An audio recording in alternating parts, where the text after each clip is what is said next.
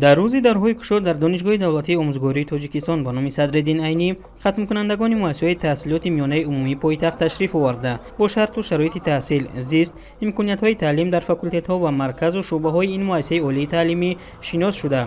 برای انتخاب کسب آینده خویش با مسئولین صحبت نمودند. در صحن مؤسسه همه فاکولته‌های دانشگاه نمونه دستاوردهای خود را به معرض دید گذاشته توجه محصلین را جلب کردند.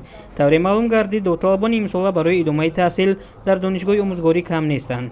همین بود که خوانندگان با دقت تام به گفته‌های آموزگاران توجه ظاهر کردند.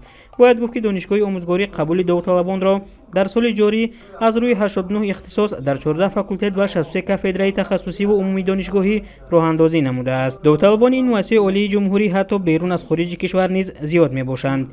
در دایره روزی درهای گشاد داوطلبان از آزمایشگاه‌های شیمیایی، بیولوژی، فیزیکی، سیمخانه‌های لکسیونی، لنگافانی و از روند دانش آموزی دانشجویان فاکولته‌ها دیدن نمودند. دانشگاه دارای بناهای تعلیمی زمانوی، سیمخانه‌های مجهز با لوازمات درسی معاصر برای دانشجویان میباشد. همچنین محصلین امکان دارند که در اساس شرطنامه‌های مؤسسه عالی تعلیمی با دانشگاه‌های خارج کشور تحصیل را در دولت‌های گوناگون جهان ادامه دهند. باید گفت که سال از سال نفوذ دانشگاه آموزگاری در داخل و خارج کشور در حال افزایش است. در سال 2025 این دانشگاه با گرفتن زیاده از 8000 خال در رده‌بندی مؤسسه‌های عالی تعلیمی جهان بین 422 مؤسسه تحصیلات عالی جای هشتم را سزاوار گردیده در رده‌بندی از جمهوری تاجیکستان موقع اول را صاحب شد.